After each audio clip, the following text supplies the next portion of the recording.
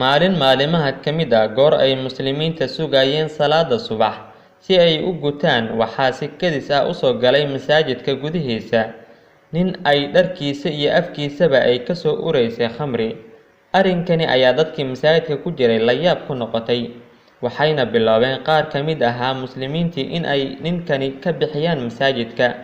Waxayna u kala baxeen mid caayo iyo mid canaanto, ayagoo leh ka bax masaajidka, cadow Ilaahay ayaa tahay.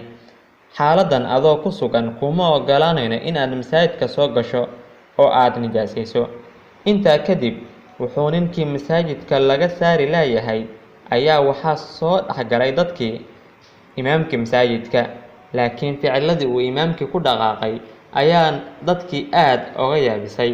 Imaamkii ayaa bilaabay in uu ninkii dadkii ka celiyo oo dadkii canaanto, asagoo leh daaya ha tukadee, maxaad ka rabtaan? Ma guriga Ilaahay ayaad ka xigtaan? Dadkii waxay imaamkii ugu jawaabeen, ninkani wuu khamraysan yahay, waxa uu samaynayo iyo waxa kale ma kala garanayo, ee ha u ogolaanin inuu masaajidka soo galo. Imaamkii wuxuu ugu jawaabay, waxaad rabtaan in aad ka celisaan guriga Ilaahay, in lagu xuso magaca Ilaahay. Intaa kadib dadkii way iska aamuseen, wayna ka dhex baxeen imaamkii iyo ninkii sakhraansanaa, inkastoo aynan ku faraxsanayn waxa uu imaamka ku dhaqaaqay.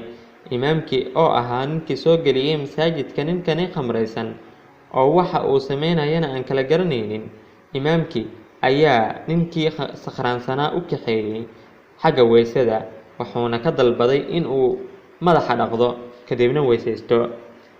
Kadib ninkii markii uu intaas sameeyay waxaa ka baxday khamradii oo caadi ayuu noqday. Imaamkii ninkii wuxuu istaajiyay safka ugu horeyso, taasi oo mar kale ka careysiisay dadkii masaajidka ku tukanayay. Salaadii ayaa bilaabatay. Markii uu imaamkii ragcaddii koobaad dhameeyay wuxuu u soo istaagay midii labaad, laakiin ninkii sakraansanaa kama soo kicin sujuudii labaad, wuuna iska sii watay ilaa salaadii dhammaatay oo laga baxay. Muslimiintii salaadii markii laga baxay waxay imaamkii ku dhaheen, wakaa ninkii sakraansanaa ee aad soo gelisay masaajidka, aan xitaa aan salaadii aan xurmaynaynin ee iska dhex seexday. Imaamkii isagoona wax jawaab ah aanan siinin ayuu u soo kacay dhankii ninkii uu u islahaa aad kicisid, laakiin imaamkii waxaa la yaab ku noqotay markii uu arkay ninkii oo meyd ah oo mar hore ayba nafti ka baxday. Dhammaan dadkii masaajidka ku sugnaa ayaa bilaabay in ay ooyaan, ayagoona isweydiiyey talow muxuu sameeyey oo uu ku mutaystay khaatumadan wanaagsan. Imaamkii oo dhankiisa isna ooyay ayaa ku celcelinayay, waxaad rabteen in aad u diidaan inuu masaajidka soo galo, Ilaahayna wuxuu rabay inuu nafta ka qaado isagoo sujuudsan. Yaa waayo qofka huba ama damaanad qaadi karo in ay khaatumadiisa sidan oo kale u wanaagsanaanayso? Waxaad moodayseen inaad ka fiican tihiin. Dadkii masaajidka inuu soo galo u diidanaa ayaa aad uga qomameeyay falkii foosha xumaa ay daqiiqado ka hor kula dhaqmeen ninkani, ay lahaayeen waa cadow Ilaahay, laakiin dhab ahaan ahaa shakhsi uu Ilaahay la doonay inuu jannadiisa geliyo.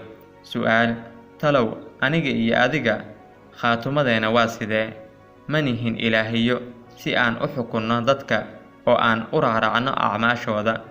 Dadka u daah Allihii abuuray, asaga ayaa og waxa u qorsoon iyo waxa ay sameynayaan. وأسروا قولكم أو اجهروا به إنه عليم بذات الصدور ألا يعلم من خلق وهو اللطيف الخبير هو الذي جعل لكم الأرض ذلولا فامشوا في مناكبها وكلوا من رزقه وإليه النشور.